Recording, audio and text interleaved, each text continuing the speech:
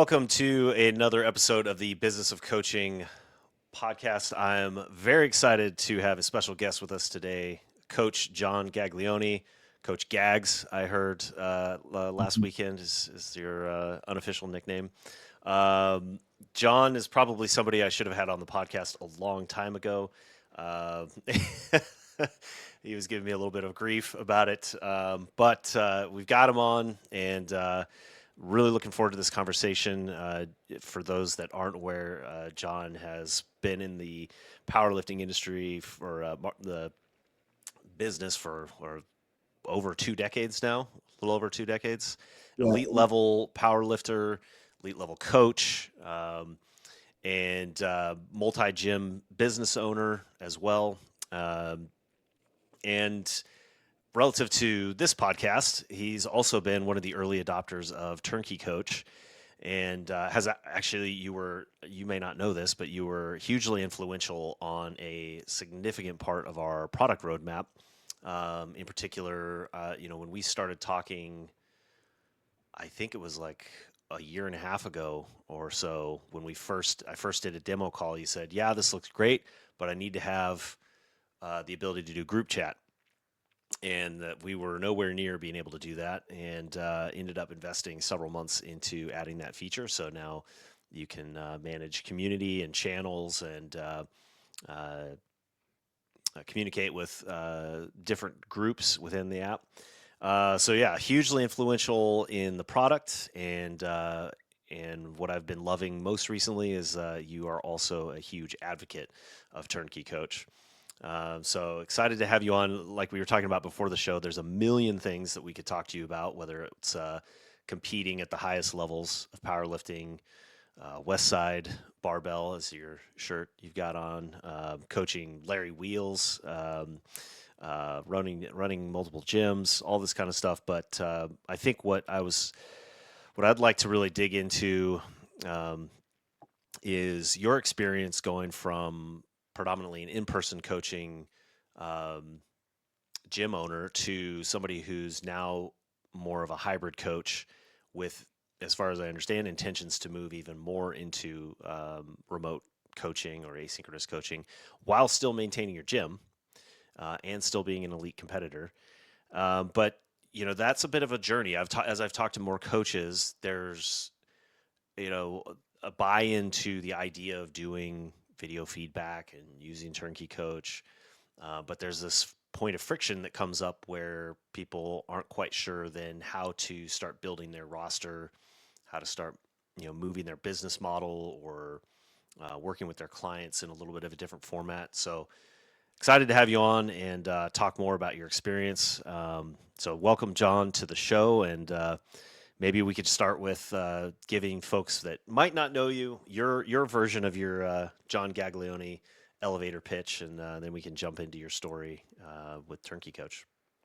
yeah, I appreciate you having me on, and yeah, it's been fun. And like I said, I think it's always cool to meet somebody. I've been following Matt Barbell Logic, and your kind of uh, universe of strength coaches for a while. So it was great to meet you in person finally. I think at the Arnold of this Mm-hmm. year, and then we Yep, got to get some training in together, which is always fun. that was the Um, heaviest bench I've ever handed off. handoff PR. That's something, Yeah, right? exactly. It was Um, it was almost a rack pull PR for me too. Not quite, got but little stubby arms. I appreciate it. So no, that was good. I think that's important. So yeah, so I've been Coach Gaglione, been involved with powerlifting and strength coaching for over 19 years. I did my first meet in 2006. I kind of joke, 'cause I've been starting to kind of keep track of how old my ins or weightlifting belt is. My ins or weightlifting belt's turning 25 next wow. year. So that's like, so kind of my rule is that I only trust you if you're older than my current Uh, weightlifting belt. like this, I just pause real quickly because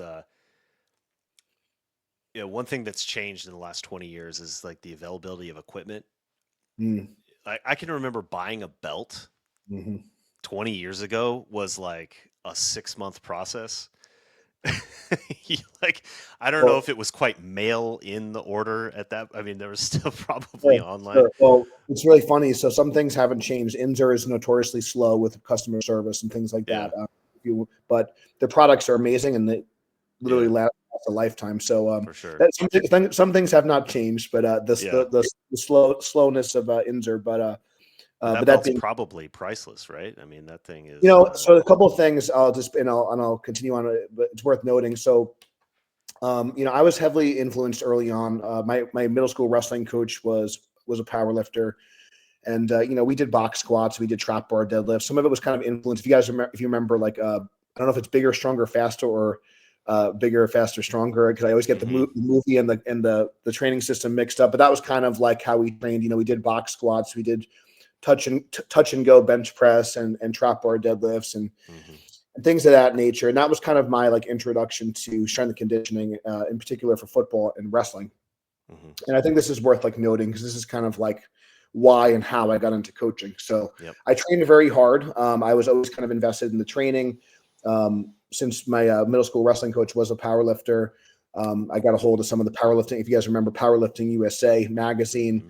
Louis Simmons articles were in there. I ended up kind of getting some tapes from Westside Barbell, VHS tapes. I still Wow. have them at my parents' house, which is cool. If you guys remember what a VHS tape was. And I just started kind of like learning about training early on. I was always kind of invested in that. But what ended up kind of letting me dive more into coaching, I was a wrestling captain, and all that. And then I was never like the most athletic kid. I always tell people, like, if you guys know anything about like power and stuff, I never cracked a 20-inch vertical. So like in terms of like athleticism, power, speed, and things like that, that was never my forte. But I always enjoyed seeing my numbers increase in the weight room. Hmm. I ended up kind of tearing my hamstring my first football practice my senior year, and I ended up kind of wrestling my senior year on essentially one leg, which made it very challenging. But I still won 30 matches. I still did pretty well. I ended up losing in double overtime my last match, and if I had won that match, I would have achieved my goal to be an all county or a sectional wrestler. So I was so close, and I knew that if I was healthy and if I maybe trained a better way, it wasn't due to lack of effort. Hmm. And that's what kind of drove me kind of mad to learn about strength and conditioning. I started visiting coaches like Eric Cressy and Mike Boyle. I made my first trip to Westside in 2011, 2010. And then fast forward to kind of 2017, I spent a full week. I was able to kind of get my gym up and running and kind of leave it like as is. I had a couple of people working for me at the time that were instrumental. And I spent a week long, I call it my Westside pilgrimage. And that was just like a little bit of a backstory of kind of why I got into coaching. And as far as how I got into powerlifting, a lot of my wrestlers, so kind of rewind again, a lot of my wrestlers over between like 2006 and 2010, a lot of those wrestlers, started to kind of graduate high school and graduate college. We had a couple of collegiate wrestlers that did really well. We had a couple of guys go to Harvard and Princeton and did great, a couple of state champions, NCAA, like Division I qualifiers. But they needed kind of something to train for. And at the time I was competing in powerlifting for a couple of years. And I was like, well, why don't you do this meet with me? And that was kind of like how the team was born. And then I always joke that I started doing powerlifting before it was cool. And here we are now. It's a big part of our business, and whether it be recreational. So that's a little bit. I wasn't quite an elevator pitch, but I thought it was Yeah, yeah. maybe an interesting backstory for kind of how I got into this crazy field. That's very cool. I appreciate that. I always think it's kind of interesting to hear where people's origin stories come from. They're definitely within the strength world now. There's seems like there's kind of two main tracks of the people that are in the game. One kind of comes up through West Side and a little bit more kind of powerlifting purist, if you will, and then there's kind of this second generation, sort of in parallel, but a little bit after that came up more through the CrossFit kind of path. Like Yep. they got bit by the barbell bug through CrossFit, and then Mhm. maybe they did starting strength, or maybe they did weightlifting, and now they're kind of out there running a gym. But definitely, especially on the East Coast, and the Underground Strength Con and Joe and Yep. Joe Riggio and Zach, those guys, and yourself, obviously, very much West Side influence. There's a poster of Louis in the background going on. But so tell me a little bit about owning a gym. You touched on it there in 2017. You started it up. What was that like for you growing the gym? You know, what was the square footage? What kind of business Yeah. model did you run? How many clients did you have? What did that look like? Yeah, so just to kind of backtrack a little bit. So 2017 was kind of like when I started having like more employees. We had a lot of success. You know, Larry Okay. Wheels was kind of in his heyday. So I opened up the company in 2011, Wow. Okay. um, reluctantly. So yeah, it'd be my 15-year anniversary. Wow. So I wasn't. I never really planned on owning my own company. I always say like I wear my coach hat first, and like entrepreneur is like Mm. down on the list, even for better or for worse. You know, but that's just kind of how True I'm for wired. I think a lot of coaches. Like the business Yeah, I'm stuff is like definitely. they have to figure out how to It's build the business after they have the clients. yeah. And and we can definitely kind of talk about that. I think it's important to recognize like how you're wired, and then maybe like Mm. because one thing that I would advise people that are owning a brick and mortar, I think your first hire should be more of an administrative, or if you're like Hmm. if you're Tom Brady in your business, you need Bill Belichick to kind of Hmm. oversee things, if that's a Hmm. football analogy, but not to say I'm as good as Tom Brady, but that's kind of like how I'm more of kind of the person on the field doing the thing. That's kind of Hmm. how I'm wired in terms of the in-person stuff. So, and again, this is just for context and things like that. So I was working for somebody as a personal trainer. So back in that kind of 2010, so I graduated college in 2008, and then I was. A lot of people may or may not know. My master's is in special education, and I also got like a certification. So that's kind of my background. I was a school teacher. I taught kids with autism, emotionally disturbed, different disabilities, and I do think that was also a very unique opportunity for me Hmm. to like to learn how other people learn, and I think that gives me a unique kind of teaching methods and stuff like that. But Mm. so I was teaching, I was coaching wrestling, coaching football, personal trainer. It was Jeez. quite a lot on my plate, and also I started to get very heavy at the time. I was super heavyweight powerlifter, so at some point I had to kind of cut out coaching, which was hard in terms of like wrestling was my first love. So I started focusing more on the training side of things, and then in 2011. So basically, like when I was working for this boutique personal training studio in Massapequa, and one of the things that we kind of joke about, we say like, if you dated a girl from Massapequa as a Massapequa princess, and it was just kind of a more hoity-toity, kind of high-end kind of gym, and I was kind of the strength guy in that gym. I like brought in like my elite. I still have some of this stuff is still in our gym in New York. I brought in my safety squat bar. I brought in my chains. I brought in my box squat, and I trained my Nice. wrestlers in the corner. And people were like, "What the heck are these guys doing?" But our wrestlers were awesome. They became all county champions, state champions. And but I just always felt like we didn't really fit in that space. And I got an Hmm. opportunity. More wrestling clubs started to kind of pop up on Long Island. And this is kind of also how I kind of met Zach and stuff like that too, because he was kind of in that world and I was kind of watching what he was doing. He was doing really well in the New Jersey area, which was kind of like right next door to us. So I got an opportunity. So there's if anyone knows wrestling on Long Island, Vogar. And Vogar was a two-time world champion. He was bronze medalist in the Olympics, and I think he was fourth. So very highly decorated wrestler. If you know anything about names from overseas, he's straight off the boat from Russia. He started up a wrestling club, kind of the American dream kind of thing. Um, and if you also know anything about wrestling, you know that you never mess with anyone with a big cauliflower ear. So this guy, 130 pounds soaking wet, but I mean, he could like throw you like around like a rag doll. Yeah. So I had an opportunity just to kind of I was just talking with Vogar. I was kind of doing clinics at the time. I was doing teaching. I was going around just kind of trying to get our name out there. And Vogar was like, if you want to like rent this space, these are the off hours. You could train people here. And I said, and around that same time, in 2011, actually, I'm sorry, 2010. So like the year before, I had met Zach Evanesh and I did his underground strength certification. And he had sourced some articles, some blog posts. A lot of us did blog posts, but that's like a whole other thing. So we wrote blogs, articles back in the day. Now people can't read as well. They have to watch a 30-second clip. Gotta have a TikTok. But anyway, so Zach was kind of impressed with some of my writings. He was impressed with my effort, and he kind of like really pushed me to like kind of. He's like, "Why don't you think about opening up your own gym?" And I never really thought about it. So number one, so he gave me the confidence that I could do it. Hmm. And number two, I kind of felt like what I wanted to create and where I wanted to work did not exist. This strength type of gym did not exist. So I felt like there was a need for this. There wasn't people doing box squats with chains. There wasn't people doing, strongman type training for conditioning, and we did pull-ups with chains. And so it was very powerlifting influenced, but there was still like different, special strengths. And if you're familiar with Westside Barbell, so like we use kind of a lot of powerlifting as a means to develop maximal strength and also maximal speed.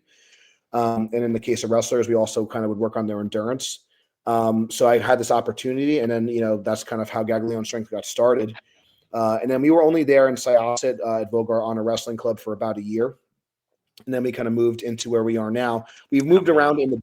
How many athletes did you have in that? Yeah, it's a good question. Space? It might have been like 15 or 20 like wrestlers that I kind of worked with. So again, remember, this is like part-time. So I would, I was a teacher in the morning. I would coach wrestling at night. And then like in the evening, I would kind of work with a bunch of groups. And the groups might be anywhere from like, 4 to 6 people at a time.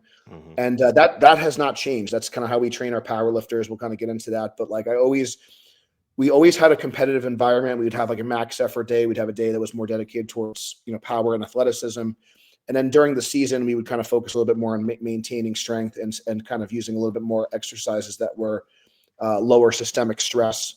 And sometimes we'd have to get creative. Sometimes we'd have kids that would come in and cast, and we'd have to kind of, train one arm at a time. And, we've seen it all. Sometimes we did more single leg training, depending on how they were feeling.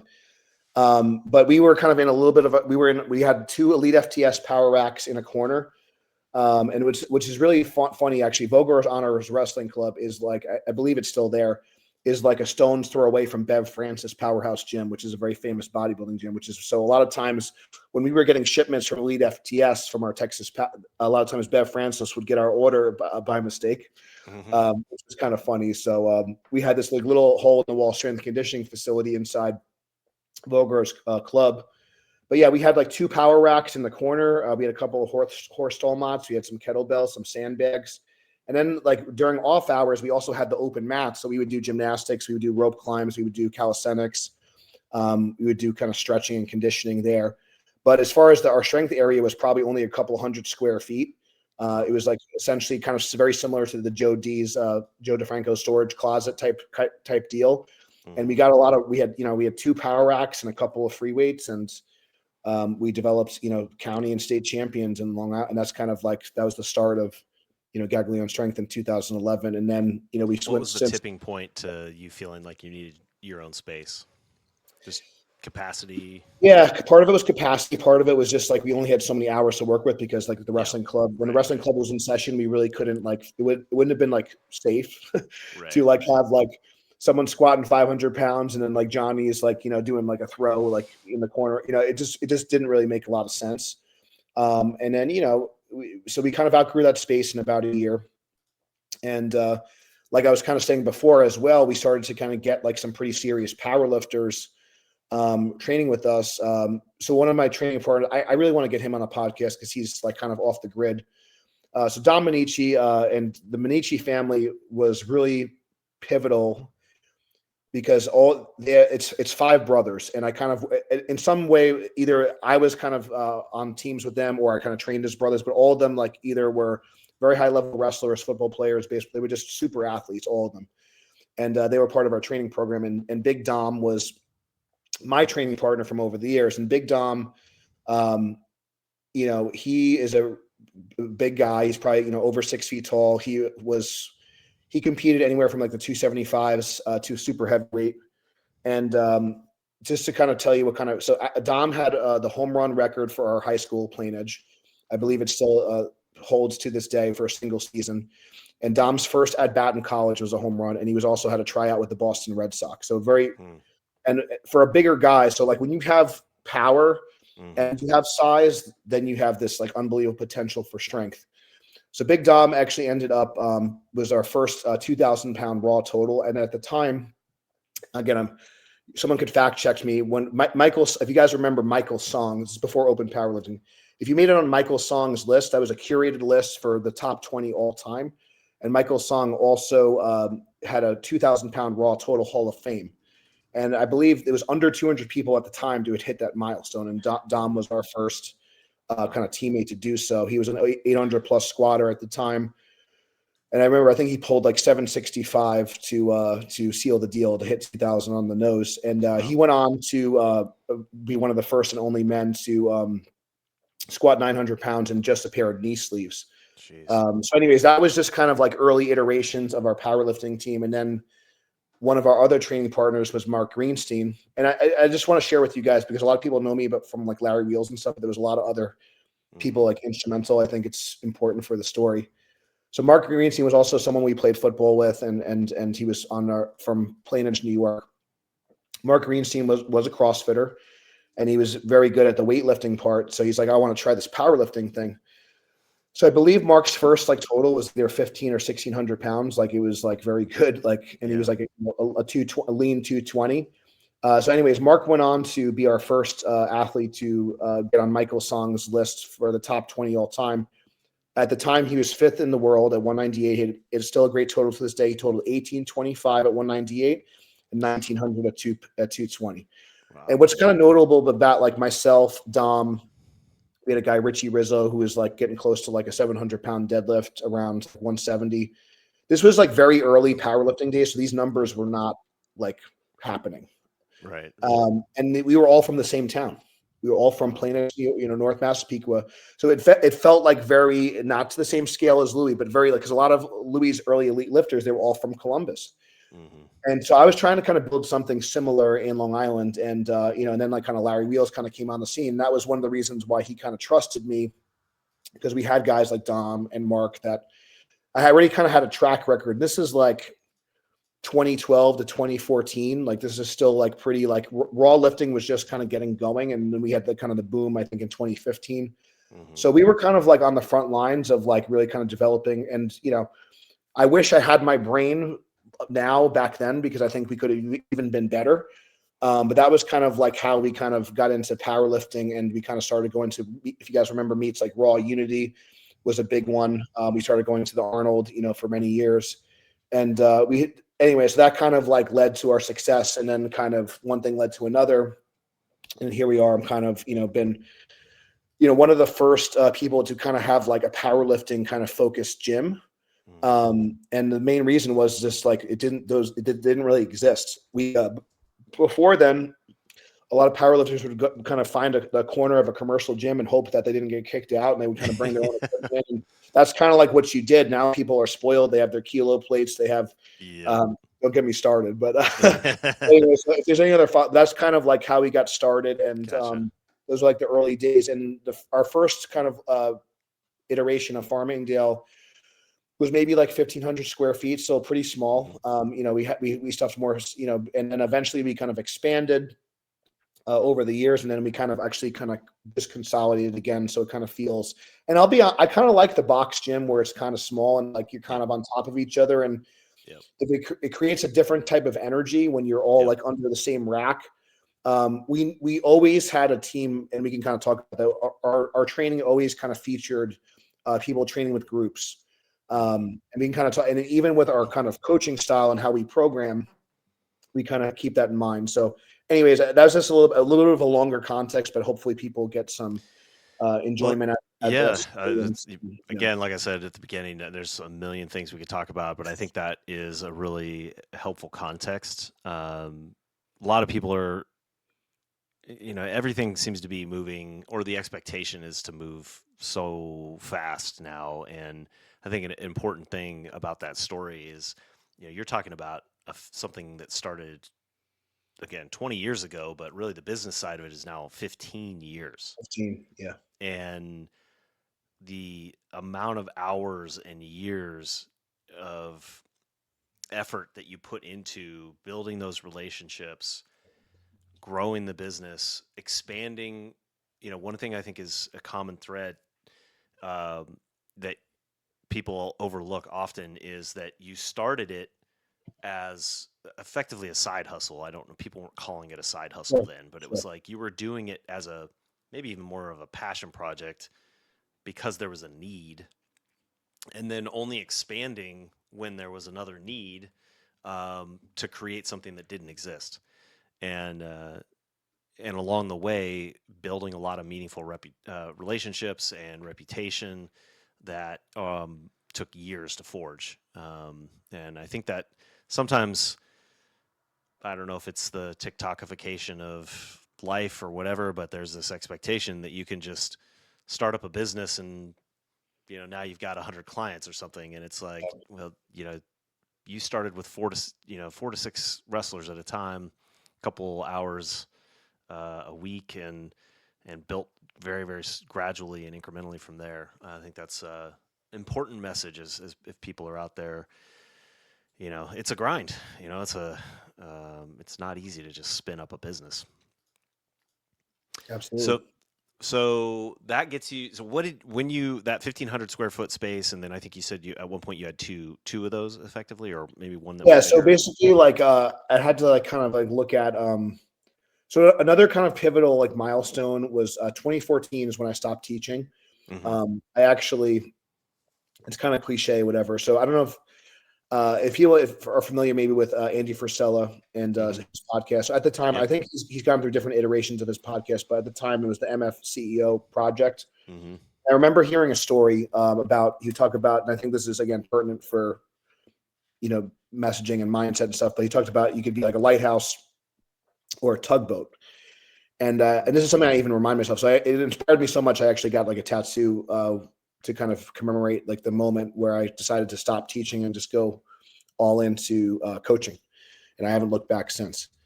So anyways, the story kind of, or the premise goes is that, if there's kind of a nasty storm or whatever, a lighthouse or a tugboat does effectively the same thing. They're trying to get ships to come to shore safely. The difference is a tugboat is actively kind of going out, trying to get the ship to come with them, and essentially kind of forcing the situation, going to use a lot of gasoline parts, things of that nature. Whereas a lighthouse kind of just shines its light and stands its ground. And the ship may come, the ship may not. So I think it's just really fitting. And it's, in terms of just kind of staying true to your message, what you're going to do. And then the other kind of part of the tattoo I got was, the very, cliche, kind of burn the boats kind of thing. So I have Mm-hmm. kind of, there's two sides to the tattoo.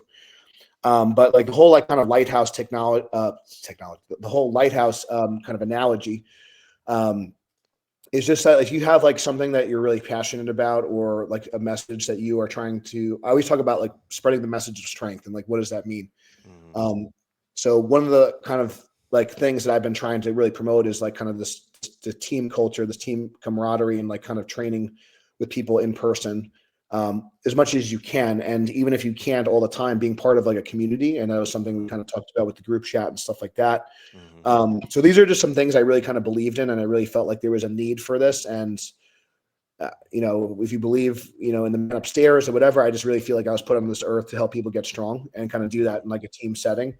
Mm-hmm. So that 2014, it was a big, I sacrificed a steady paycheck, health insurance, all this stuff. But I really feel like this is my life's mission to do this. Mm-hmm. So over that time, around the same time, we ended up kind of getting we moved over a few doors down in the same building, and we got a second garage door bay, essentially doubling the size of the business. And then around that time, one of my most famous videos is over 1 million views, is Stan Efforting and Larry Wheels are having a squat battle. And, so that was really prime. And even just for raw lifting, again, I don't want to take credit for this, whatever, but those cast of characters and those people really kind of, I think, drew a lot of, in addition to CrossFit, but those, because they looked like bodybuilders. Yep. They are bodybuilders too, but that really, I think that really kind of garnered a lot of attention for powerlifting and just the barbell in general. And we were kind of on the front lines of that, I think, like I said. And I think it was a really cool time to be part of powerlifting. And I feel like there's so many things that I feel like are missing in kind of this new culture. And I think a big part of it is how people kind of train together. And that was kind of the main thing that I always wanted to, and that's what kind of separates our gym is that if there's a kind of a group of, let's say there's 15 people that come to our gym now on a Sunday for a squat session, there's going to be maybe 5 people in a rack, and there's going to be another 5 to 6 people in each monolift, and they're going to kind of go through and when it's your turn, even our members essentially are kind of like surrogate, like coaches or team Mm-hmm. captains. They're going to watch your depth. They're going to make sure you're pausing your benches. They're going to make sure your deadlifts are locked out. It's not just, and you will also get the support as well. But that's just really rare to see. So even though they are getting kind of coached by me, and again, if I'm going too fast or whatever, but essentially we can kind of get into when I moved to Delaware in 2023, I was kind of, I got married last year, and having a system like TurnKey Coach has really been instrumental because I wanted to kind of make sure that kind of stayed intact and they would still get like a similar experience without me kind of being there. So Mm-hmm. I know that, so I don't know if that was too fast or we left So, some stuff out, but that's kind of where we are, so, kind of. and the original gym is still back in the kind Well, of Long yeah, Island area. I call it Strong Island, New York. And how far is that from where you live now? Like drive Uh, time? Depending on what time of day, it could be Yeah. anywhere from like 3.5 hours to like 5.5 hours, which is crazy. Wow. But on Wow. average, like 4 hours, I would say, like on average, 4.5 hours. And how many lifters are in that gym? Yeah, it kind of fluctuates, but I'd say like anywhere between 50 to 60 ish. Like kind of, it's Mm-hmm. always, I'd say like there were times where we had like 100 people, and Mm-hmm. I would say out of those like 100 people, like maybe half like competed in powerlifting in some fashion. We still have a couple of athletes. I have a kid, Devin Downs, who he's been doing great, and I'm really happy. Like someone like that is still like, so I kind of taught him a lot, and I still stay in touch with the dad and him, and he's a multiple time state champion. He's going to Maryland next year. So there are some people that kind of will like, he kind of recognized like strength is really important for my sport. I'm going to do my strength training here, and then he does his skill training, kind of that two-factor model, if you Mm-hmm. will. Kind of, it Yeah. does actually work Yeah. Yeah. if you kind of do it right. But anyways, so yeah, majority of people are kind of training more for like, most people will kind of come to us because they want to learn how to squat, bench, and deadlift, but they want to do so Mm-hmm. in a group setting. So yeah, it's still going strong in Farmingdale. So, and then and this new space is still open as well, or I Yeah, thought so you. we have the original location is in Farmingdale, New York, and then Yeah. my second location, I think it's like a little over 2 years old. I need to like have I have too many anniversaries and too many. But this is a kind of I wish my wife were here to kind of hear this because she would get a laugh out of it. But so we expanded our Delaware location like within the same month as like within the same like week of like our wedding. So Oh, it's like nice. it was like we Good. were Good timing. literally preparing for our wedding and also like moving like horse stall mats and like Oh my god. um yeah, so that's how committed we are to powerlifting, guys. But it's so like 2024 was pretty pivotal in like, we expanded the Delaware location, so now we could kind of run more like bigger meets out of there. Mhm. We're starting to actually build up a crew there, which is really exciting. We have some elite level lifters that are kind of training at our gym in Milton, and we also have people in their 60s and 70s that do powerlifting, which is really cool. Our daughter's been competing; she's 10. She's got a couple of state records for her age group, and yeah, my wife, and maybe also been kind of getting into strict curl and stuff. Mhm. Yes, we have the second locations in Milton, which is kind of our hometown, and basically kind of what I do. I mean, kind of get into more specifics. Um, I try to, besides Tuesday nights, so Sundays and Tuesdays are kind of like our crew training times. Sunday is still like our squat day here. That hasn't changed. And then Tuesday nights is kind of like a bench night. But outside of that, I just do mostly personal training in the morning. And I just don't, I kind of made a decision. I'm just not going to take appointments at night. I want to kind of be there for our kids. I want to have some family time. And that's where kind of like doing the hybrid approach and doing more online coaching kind of comes in terms of like, being able to be efficient time wise, and also just making sure the business is profitable. And, because the tricky thing about personal training and just kind of owning a gym is that you could literally be, you're busy in the morning, you're busy in the evening, and it's not really like a great work-life balance, especially if you have kids. Yep. You want to be like kind of present. And, I'm still kind of working the kinks out. I'm certainly not perfect, but having this like kind of hybrid model, it certainly helped us kind of keep things going in New York, so I can kind of communicate and collaborate and have like good relationships with my old training partners and some of our old clients, but also the in-person people. So a lot of people like they might only come in a few times a week, maybe once, twice, or 3 times a week, but then they might go to like a 24-hour gym. And we have some good relationship. They might go to 24-hour gym to do their like ancillary training or training where they don't need a spotter and stuff. So you're kind of getting the best of both worlds there. And like, it's like, do I need to like be over your shoulder when you're doing tricep extensions or hamstring curls? Like maybe not.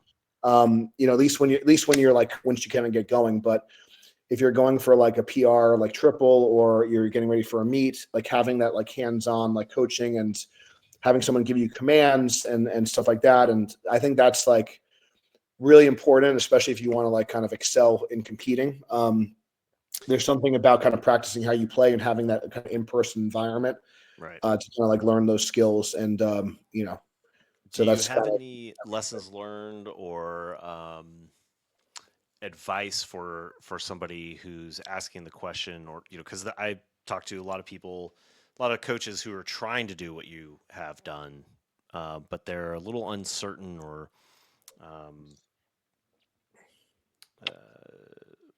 I don't know if afraid is the right word, but there's just a lot of resistance to the idea of transitioning somebody who's used to that super personal environment that you're talking about, that team environment. How do you move clients to something where there's maybe less touch points or the touch points are online?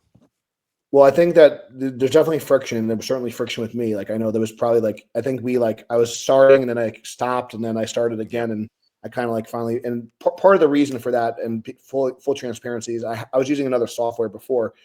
So it was like, it wasn't even just my friction. It was like also the friction of like everyone else. So now they have to like learn a new thing, and people are creatures of habit. But anyways, so the first thing I would just say is if people are trying to transition to using some sort of software, and we were kind of talking offline, I do believe that TurnKey Coach is not just an online coaching tool. It's a coaching tool. And I'll kind of explain what I mean by that. So one of the things that's been super helpful for me for like my personal training clients in Delaware specifically, I have their plan like ready to go, and they also have a copy of it. So they kind of know like what so it helps them kind of, and then I can just focus on, so let's say like we have a couple of girls that they're getting ready for their first meet. We have a festive face-off contest that's coming up soon. And they were, I think, doing like heavy doubles and singles on bench press, and then also some deadlifting they were doing today. This girl is coming in like twice a week. So she kind of knows like, I'm going to be bench pressing. This is kind of my target weight of the day, or this is my target like RPE, reps and reserve percentage, whatever it is. And then that's kind of done. It's like done for you. The client knows what their expectation is. You kind of know it's there. I don't have to like fumble through a notebook or whatever. They have a record of it.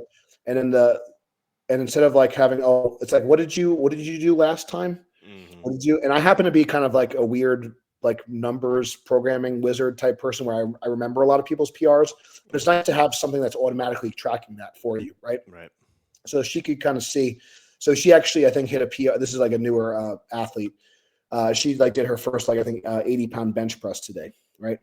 So she could see that she hit a PR, and like, that's great. And good job. And, and then, she just, she's approaching her first 200-pound deadlift. So like, these are kind of more novice lifters, but so that's kind of already, it's like one less thing I have to worry about. And I could just focus on coaching up the technique, building a relationship with the person. How are you feeling today? I could focus on all the coaching aspects of things outside of the program. The program is kind of taken care of already, like on the front end. And then I can kind of focus on being present. What does this person actually need to be successful today? And I think that's kind of where having that software can be super helpful for people that are working with someone in person. And she also happens to also have her own home gym. So like, she's tracking her work when she's with me. And then I can give her like kind of homework and other like workouts to do that maybe are less coaching intensive, less spotting intensive, all those sorts of things. But what I would say in terms of people getting started is like, if someone's like coming to you like once, twice, or 3 times a week, just have them start kind of tracking their workouts there and even uploading their top set. Because even like, I can kind of give someone feedback, let's say like on her, on the bench press, trying to get someone to actually pause to get that bar fixate. I can kind of give them that feedback in person, but then, hey, why don't you upload your video and I'll give you like a little voiceover. So just so they can get kind of comfortable using the system. And now that what's really nice about that is like they don't have to remember what my cues were for them. Right. I can give them a little note. They can kind of refer. So the next session, let's say like squat depths, like a big thing, right? It's like, okay, this was really good. You did a really good job of like keeping pressure on your feet. You did a really good job of kind of bracing with your upper back and your trunk. But I need you to kind of get a little bit lower. One way you can get a little bit lower, try to spread your groin apart or spread your knee, whatever the cue is, right? And I can kind of give them that cue, and then they can kind of refer to that in like their next session. Or I might even add them a note like, hey, for the next session, I could add them a note. Remember, we're going to really focus on a good pause. We're going to really stop the bar this time, or we got to get an inch, whatever it is. I can kind of actually physically give them a note so they can kind of go into the next session. And that makes your coaching and your communication more effective. They don't have to remember it, right? So those are just a few examples where it's like just like getting them in the habit of like tracking, and then like I kind of mentioned before the call, like I've been traveling a lot. I was at Underground Strength Con. Yep. I was coaching in Virginia. So if they're doing a workout on their own, now they like know how to use the system. I don't need to hold their hands for like that particular workout, and they get still kind of, I don't have to like potentially like not get paid for that session or whatever. They can kind of just continue on their program. That's a big thing too. Like, can you ever take a vacation? Can you ever like, so that's been a big thing for me is I have a couple of people that will like open the gym for me or whatever. And then it's like, hey, like if I'm going to, like, I have a lot of travel coming up, if I'm going to the Arnold or whatever, hey, Chris is going to open up the gym. You have your program and TurnKey Coach. And, maybe I'll make it a little bit easier if I'm not, whatever it is, I might adjust it a little bit, but they like kind of know how to use it and then kind of go there. So it starts to kind of unlock all these other possibilities. I could actually go on vacation. I could actually, I can do like a continuing edge, because that's like, sometimes like with these CECs, you want to learn, you want to network. It's like, you can't, it's like, and then maybe you're losing out on money or whatever. So I try to do like most of my in-person work like Monday through Thursday. And then I kind of try to keep the evenings and weekends open so I can travel, I can do the networking, and then, something like our Sundays, it's like kind of our group sessions.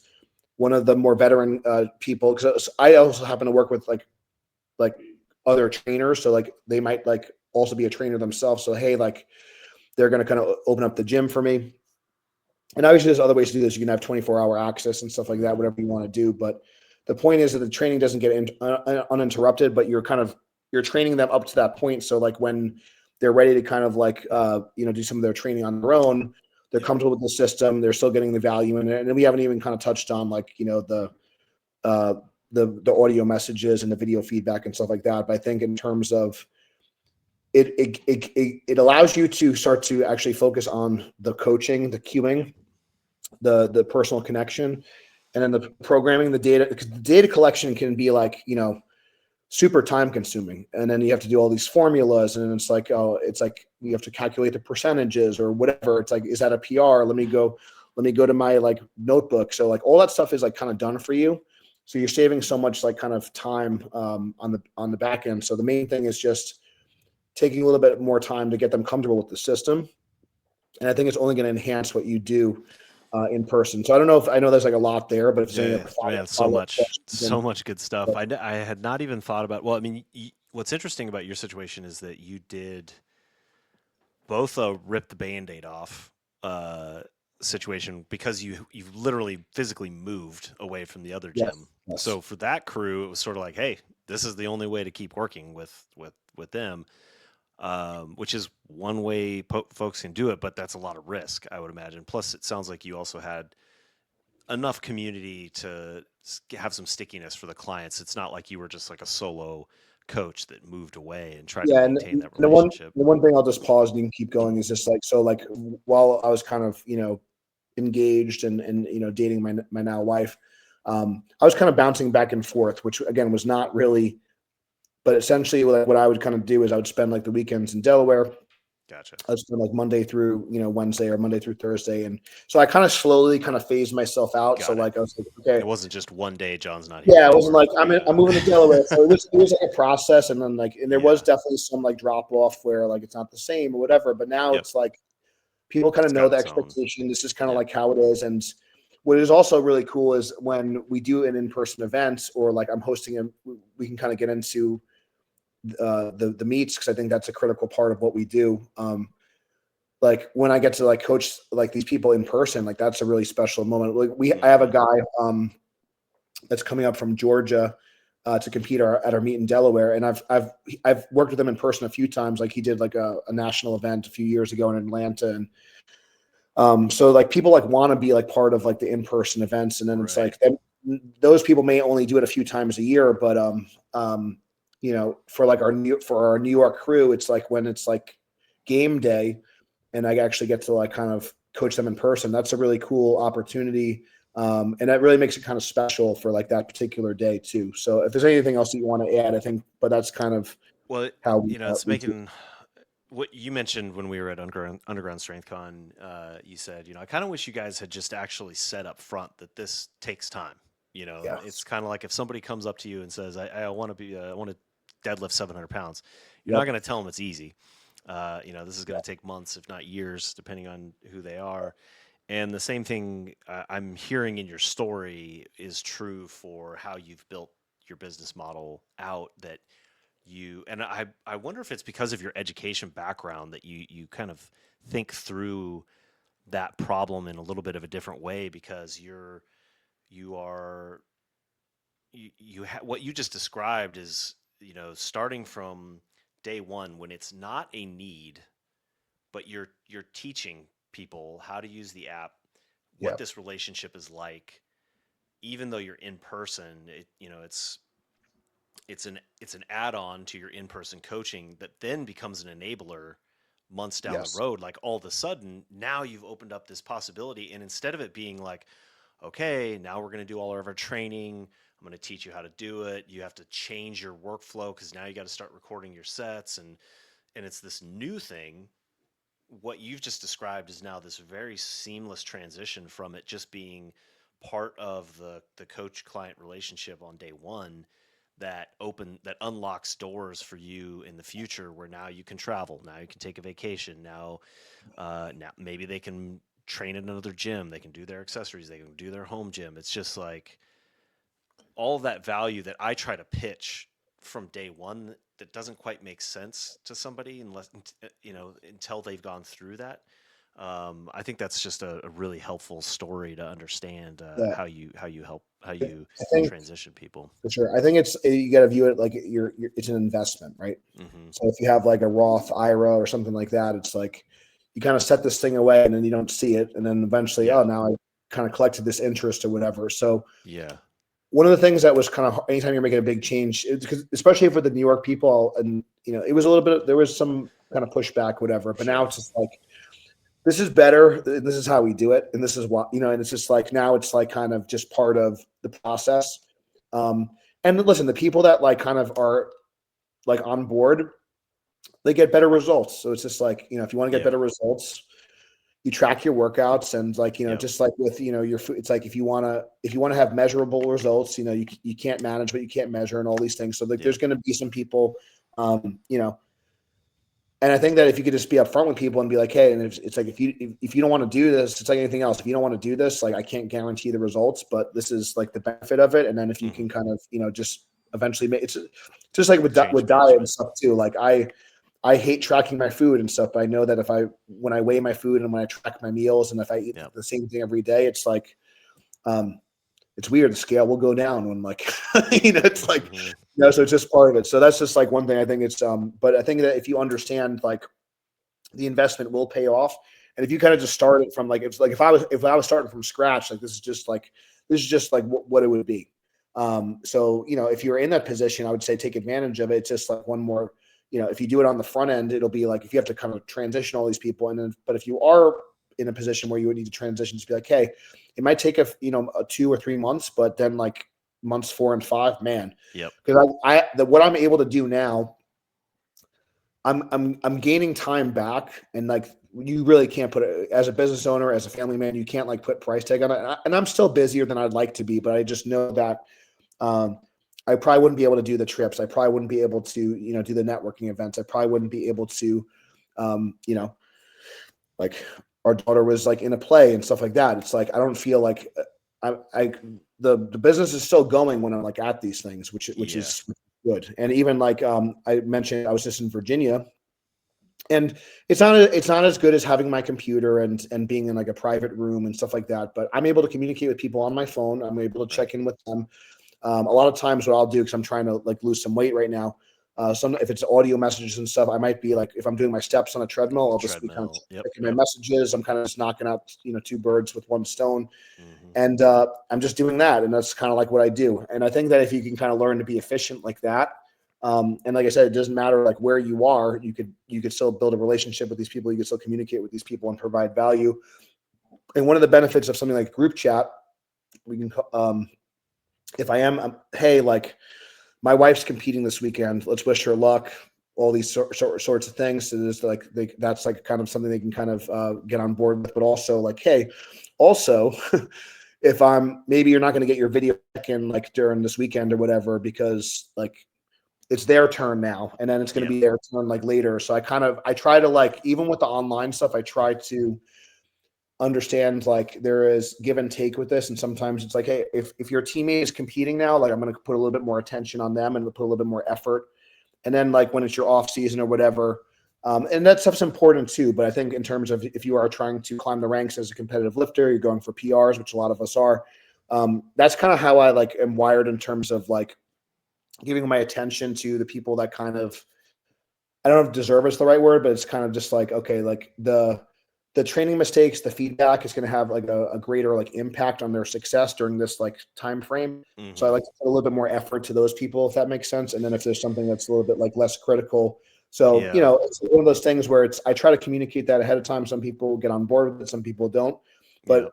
because it's everything is kind of goes back to, if the culture is kind of like around this kind of team mindset, together everyone achieves more, all that your crew mindset, whatever it is, and you start to attract those people, I think then like people kind of understand like what you're all about. So This this might sound too nerdy, or you were kind of making fun of me about my trust equation presentation. no, I no, like to no, nerd out a little bit, but like what it sounds like to me is that it enables you to put more of a premium on your time, and yeah, then be more strategic about where you want to put your time, because you're not stuck having to be physically in the gym on the floor coaching for there to be value added to your client experience. So you can be on the gym floor if you want, or you can be there on certain times of the day and maybe other times not, or maybe you want to go to an event, or you want to, you know, bring people together for in person, or spend a little bit more time here or there, but you're freed up from the gym, not because you want to get completely away from the gym, but because you don't have to be there all the time. You can correct. pick and choose where you're going to get the most return on your invested time. Yeah, and the other thing I want to say too, and this isn't to toot my own horn, whatever, but I think this is something that like I was talking this with Matt at some point. I think it might have been you too, but like one thing, like I don't charge people for like meat handling, right? Hmm. Um, it's just kind of factored in. We kind of expect. So this is just something when we have, if you're part of our powerlifting team, like for our brick and mortar gyms, kind of the expectation is like when it's your turn, Right. the team's going to help you. Yeah. And then when it's not your turn, like we kind of expect you to kind of chip in and return, whether that's spotting, loading, scorekeeping, whatever else. Right. Um, I have elite totals in 5 weight classes. I've coached all-time record holders. I've spotted all-time records. I've been, in this almost it's like, what would I charge per hour to like be at an event? Like, It's there's, yeah. there's no number No. that would make sense, right? Right. So Yep. to me, like that's Classic like, problem. it's like you, it would be a stupid number, right? So On the flip side of that, by the way, because I've also seen this where a coach will get burned out because all they're doing is you're spending every Saturday at meets, right. because they take the whole team and it's this huge Yeah, thing. And yeah. So I kind of, and it's listen, it's still exhausting and stuff, but I will say, like for me, having the wrestling background, whatever, man, I like live for that, man. It's like, yeah, yeah, um, you know, like we had a couple of our members, win championship belts at the strict curl meet, and like coaching someone like just a quick example, like where it's like you had like a masters lifter who's 70 years old. He just curled 132 pounds, broke a world record. I was like tearing, there he was super, like he didn't know he's like a farm guy and does concrete from Milton, Delaware, and he's like, I think I want to try the strict curl thing, and now he's like breaking records and That's awesome. he's doing great. And then also like we have people like a Larry Wheels who I have to figure out the exact combination to break the all-time record. He breaks Eric Lillibridge's record at the Arnold. He beat Dennis Cornelius head-to-head on the last deadlift. He pulled 400 kilos for the win to podium at the current U.S. Open. Like those are like magical moments that it's like it's only for like a few seconds, but man, it's like, but it's months and months culminating to that. Like I got to put the right number on the bar for this person to be successful. And it's like, so to me, like, I don't like, that's exciting for me. And that's like kind of very interesting for me, whether it's the 70-year-old that's going for a PR or, someone that's going for like a Mark Greenstein, right? Like, it's like, this is like one of your friends from like your football days. So now he's like becoming one of the best lifters in the world. And like, that's like, and I think that where like, so going back to what I was saying is like, our system has been proven to work for like all these people. So like the system works. And it's like, it's really what you kind of put into it. So I always like to use this analogy. So I consider myself like a GPS, and that's what so at the end of the day, you are on the steering wheel and you have to drive yourself to the destination, but I'm going to know how to get around the roadblocks, avoid traffic, all this stuff. I've been there. I've had 1,000 pounds on my back. So, I think that it's really important that people like understand when you do need to kind of like, earn your keep and you kind of put your hours in and all this stuff. But at a certain point, it's like, you do deserve to be compensated for your time. You do deserve to like potentially charge a premium and all these things. But there are certain things that I will do because I do truly care about the community. I do truly care about the people. And just understanding like, and we can kind of get into like, what is like kind of the moneymaker for like the business, and what are you kind of doing to like enhance the community? Because there's a lot of stuff that I do that it's like, it doesn't make sense maybe from a business standpoint, but you're building the relationship, you're building trust, you are kind of adding to. Well, it does, but it might not just be, I put in X time and I get Y money back. Like you're investing in the business, like you're getting a return from those events and from the handling.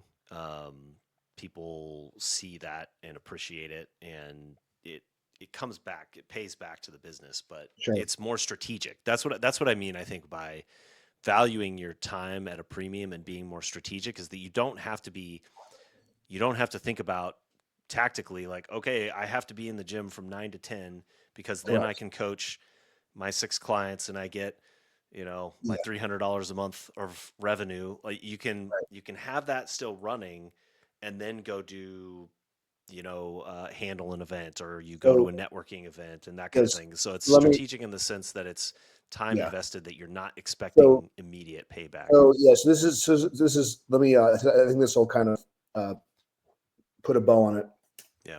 This, so I think that like when I'm thinking about like my time and its value, what if I'm going to be at an event, or if I'm going to be in the gym floor, right? So one of the things I know, like Matt's talked about a lot, where it's like there's a lot of downtime when you're training, right? Like you might only be training for like actually physically under the bar for like 10 like it's not a lot of time, right? So there's a lot of potential wasted time there. But so that's like something to consider. I could be at an event handling 10 or 20 people. I'm also building relationships with the officials, the meet directors, the host gym, and I'm trying to have an impact on them too.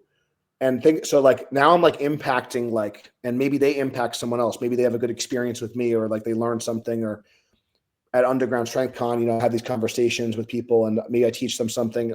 So if I'm teaching another trainer, for example, like one of the things I loved, I might have told you. So a couple of months ago, I did a clinic with the Air Force. There's an Air Force base in Dover, Delaware here. So like if I potentially teach like one of these guys like how to deadlift properly, and then maybe he shows his buddy, and then maybe so like there's this like kind of domino effect. And so I think about like sometimes it's like, do I want to go to this event? But it's like, what is the impact that I could have here versus just, I'm going to add another hour to my, to my schedule or whatever. And then is there something that I could say, or can I have the same impact potentially from my computer screen? Can I have the same impact giving someone an audio message? Can I have the same impact? And then, like I said, you're kind of freed up. So that's kind of like how I think things. If I'm like, what's the impact if I'm physically there? And some of the trips that I've been kind of making at this point. So it's like, do I need to go to Arnold again this year? Do I need to go? But it's like, okay, like if I could teach someone here, or if I could meet this person, and then you kind of see like where things, and sometimes things don't pan out, but it's like, it's good to think about like, what's like, how does this help and how does this hurt?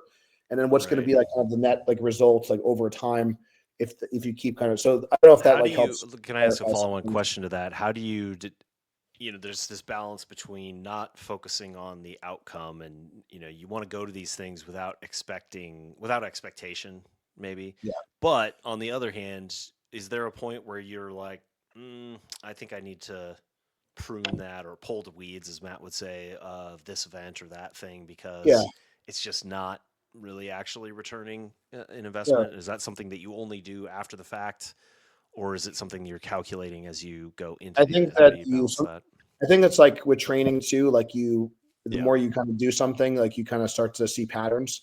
And then you have to kind of audit. You have to so let's say you like run 5x5 for like a while, right? And just at a certain point it's going to stop working, but then it's like, can you reset? Can you like adjust your training max? Can you add a gallon of milk a day? Can you, whatever it is, like, just like all these things you kind of figure out, like sometimes you can kind of figure out a way to make it work. Sometimes you're like, man, for whatever reason, this protocol is just like not working. So maybe you got to scrap it. You got to move on, but you kind of give it a chance. I felt like that just, for example, like in Delaware, I don't know, like it's been 3 years. I've been kind of coming down here and, but we've been running meets in Delaware for 3 years. Now I kind of finally feel like they're accepting the crazy New Yorker. Like, it's like in my brain, I'm like, I'm John Gaglione. I'm like, I've been about powerlifting for 20 years, but they don't give an F like who I, they just know this. I'm this crazy New Yorker that's coming into their like home turf. Yeah. So, but now I have a crew of people now. I bench 600, 595. I bench 595 and then 665 reverse bands with all locals. 3 years ago, that wouldn't have happened, but that was like now the fruits of my labor, the effort, but I'm doing these charity events. I'm networking. And then there was a lot of gym owners that were like kick rocks. But now I have a kind of a network of people because I kind of, invested in them.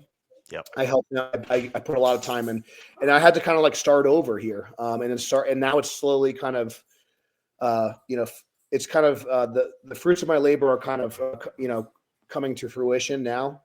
And so it's just good to like kind of understand that, where sometimes you have to kind of I had to take a step back and kind of audit the situation. I'm like, oh, I just need to spend more time. And like, I actually need to like, these people don't know who I am and they don't have a relationship with me. The people I'm very established in New York, love me or hate me. But the people on Long Island, like they know Gaglione's strength.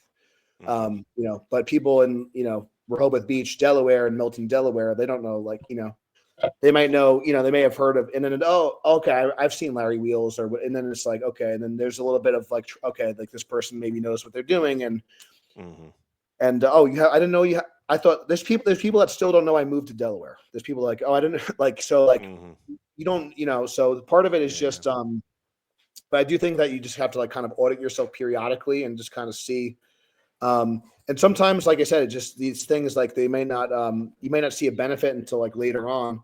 And other people, like we mentioned Underground Strength Con a few times, like Matt Whittemere, like very much wired the same, cut from the same cloth, West Side guy, high energy. Like we're already doing stuff. We're already like, it's happening already. But like, I know here we call it slower, lower, that people are not like, it's not that they don't operate in the same speed. I don't know if that was the case for like Strong Barbell Club and, in Missouri and stuff. But I know like in New York, we operate at one speed, and then in Delaware, it's like completely, it's on like slow mode. So you have to kind of like meet people where they're at too, and give people a chance. But at a certain point, you have to see like, okay, is this person on board? I also try to communicate very directly, and not everyone does. And sometimes it it takes a few times to kind of figure out, like, is this person, being honest or direct? And sometimes people just this happens with clients too. Like when they leave, is it really about money? Is it really, it's like, Yeah. usually it's not, right? You have to Right. kind of see, like, trust was eroded somewhere, right? Yep. So, and not everyone's going to be upfront with you, but so I try to communicate directly, but not everyone is. So then you have to kind of like take a step back, try to be like an unbiased third party observer and kind of observe the situation, and then you can kind of assess, is this event worth it and whatever. And even something like with Zach, like I mentioned, my wife and daughter, they just competed in USAPL. I'm like, listen, Zach, I really want to be there, but I'm gonna have to come Saturday night. Mm-hmm. And I made a little bit of a compromise, and like it was I kind of lost some sleep over it, whatever. Yeah. We had a great workout with you. We had good, we made good connections with like Coach House and Matt Whittemere and all these people, and it was totally worth it. But it's like, so sometimes also being like, I think we call it like expansive thinking, and then you kind of reduce. So like you think about like, well, what if I could go to like all these events? What if I didn't have to sleep? And then you can kind of like, so you have this like maybe like more wide view, and then you can kind of condense down to like, okay, what's actually realistic, what's sustainable. But I think it's good sometimes to think about, yeah, what if I could work 24 hours a day? What if I could? And then like you have to be like kind of realistic. What if I could go to like all the powerlifting meets in my area? And then you kind of pick and choose which ones you think is going to be the highest return. So I don't know if that gives people some ideas, but that's kind of how I like, I would have never have thought like what, I talked about like, meeting up with the guys at Massonomics. I think will it be a worthwhile trip? I don't know. But I booked a plane ticket to South Dakota, and we'll see what happens, Aberdeen, so, Amazing. So yeah, we'll see. Man, like I said at the beginning, we could probably keep going on for hours. We I'll do are over an part hour two at at the some point. moment. It's been awesome. We might have to have a part two. I agree. Part Yeah, two, we could part two. do because you've touched on so many amazing points, and you've given me things to think about. It's helped clarify a lot of things for me, and hopefully our listeners as well. Tremendous wealth of knowledge, and I appreciate you taking the time to share with it. Hopefully, this is a strategic investment that's worthwhile to you. On that note, if people want to reach out to you or talk to you more, or where can people go to find you, or invest in maybe building a relationship with you? Yeah, it's at Gaglione Strength on all the socials. Offer consultations. We have events in Delaware and New York primarily, but also expanding into California, Ohio, and Kentucky as well. The one thing I just like to kind of tell people, especially a podcast like this, that's more like kind of self-development, business, those sorts of things. When you consume this information, like write down your biggest takeaway and then what's your next action, because it's great to have knowledge, but if you don't take action, it doesn't one of the things that's always challenging when you see people like on a seminar circuit or you listen to all these podcasts, but then it's like, what do you do with it? So if something kind of resonated with you, maybe sit with it for a little bit, take some notes, maybe pull over if you're listening into the car and jot some notes, whatever it is. So I just think that's a really important thing, because I think that's, and again, I'm not always perfect, but Underground Strength is a good example where we had conversations, we set up this podcast. So it's like stuff's happening, and maybe like it'll come, maybe something will come of it, maybe not. But if you sit still, so I'll just leave you guys with this, and then I know we're getting over on time. But so one of my business mentors gave me this analogy about a shark, and basically like a shark, if it stops swimming, eventually like it will like die. So sometimes it's just circling and it's just kind of like chilling, but it's always moving. And other times it smells blood in the water and it's going to go. And you have to kind of just know like where you're at in your career. I was kind of circling for a little bit when I was getting married and stuff like that. Now, like 2026, I kind of got some good energy. Things are kind of more established. I feel like more stable. And now I'm kind of smelling blood in the water. I'm going to go a little bit more aggressive in 2026. And then there might be a season of life where I'm kind of coasting a little bit, but you're always moving. I think that's like kind of one thing I'll leave you with, if hopefully that helps some people. Well, and I will leave the audience with one action to include on that list to write down. Schedule a call with me at turnkey.coach/disco. And we can get on a call, talk about TurnKey Coach and whether or not it would be a good fit for your business, or like we talked about with John, how to incrementally incorporate it into your gym, starting with could be just your in-person folks and then training them up and moving them online. You don't have to just go 100% online. You don't have to have a big social media thing where you're convincing people that you're going to coach them online. It's a coaching platform. It can help you today and unlock a ton of potential down the road. So thank you, everybody, for listening. Thank you again, John, and we'll see you next time on the Business of Coaching Workshop. If I can just figure out how to turn it. Here we go. End recording.